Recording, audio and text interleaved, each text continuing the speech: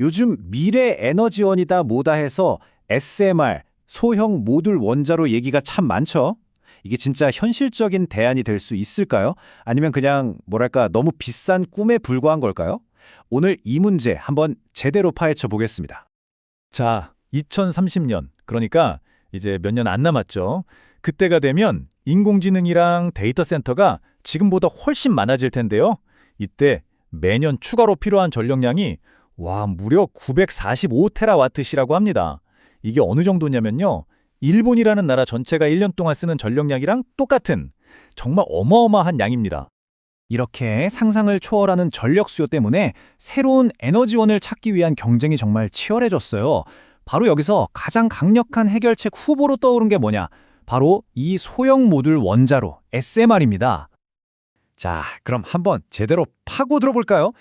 일부에선 에너지 혁명이라고까지 부르는데 도대체 이 SMR이라는 게 정체가 뭘까요? 우리가 보통 생각하는 그런 거대한 원자력 발전소랑은 개념이 완전히 달라요. SMR은 이름 그대로 몸집이 훨씬 작고요. 결정적으로 레고 블록처럼 모듈 형태로 만들어진다는 게 핵심입니다. 이렇게 생각하면 아주 쉬워요. 전통적인 원자로는 현장에서 수년에 걸쳐서 짓는 뭐랄까 대저택 같은 거예요. 하나하나 다 맞춰서요. 그런데 SMR은 공장에서 방, 거실, 부엌 같은 부품을 딱딱 찍어내서 현장에서는 그냥 조립만 하는 그런 최첨단 조립식 주택 같은 거죠. 그러니까 당연히 훨씬 빠르고 또 표준화된 건설을 목표로 하는 겁니다. 근데 이 모듈 방식이 단순히 속도만 빠른 게 아니에요. SMR을 지지하는 사람들은 특히 안전성과 활용도 면에서 이전과는 차원이 다른 혁신을 이뤘다고 아주 강력하게 강조합니다.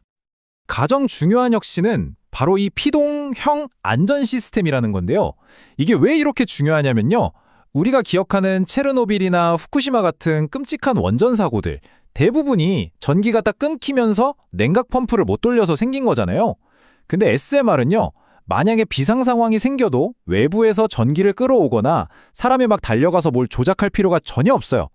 그냥 중력이나 자연적인 공기 흐음 같은 아주 기본적인 물리 법칙만으로 알아서 스스로 식도록 설계가 됐다는 겁니다. 정말 엄청난 변화죠.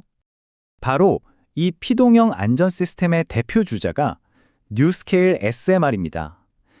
까다로운 미국 규제기관의 인증까지 받은 이 설계는 말 그대로 모든 전력이 끊기고 운영자가 자리를 떠나도 며칠 동안은 저절로 안전하게 유지된다는 뜻이에요. 문제가 생기면 사람이 해결한다 해서 문제가 생겨도 알아서 안전해진다로 안전에 대한 철학 자체가 근본적으로 바뀐 셈이죠. 게다가 SMR은 작고 유연하다 보니까 단순히 전기만 만드는 게 아니라 정말 다양한 곳에 쓸 수 있을 걸로 기대돼요. 예를 들면 데이터 센터 바로 옆에 짓거나 수소를 생산하고 심지어 사막 한가운데서 물을 만드는 데 쓸 수도 있는 거죠. 하지만 이렇게 장밋빛 청사진에도 불구하고 현실의 벽은 생각보다 훨씬 높았습니다. 특히 이 돈과 시간 문제가 발목을 제대로 잡고 있습니다.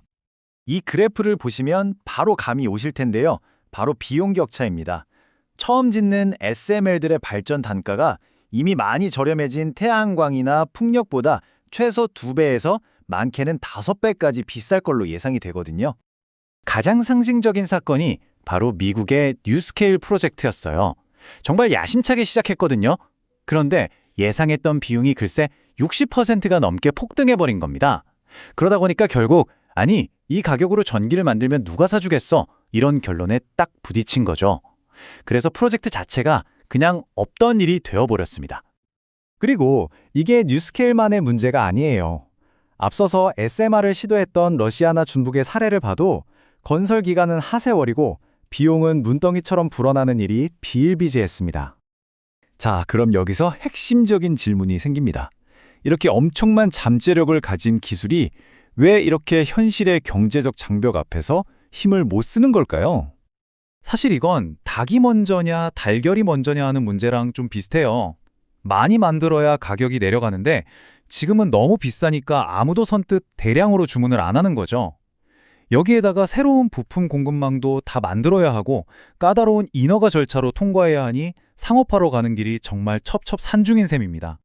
물론 각국 정부도 이 기술의 중요성을 잘 알기 때문에 법을 만들어서 지원하는 등 위험 부담을 줄여주려고 노력하고 있어요.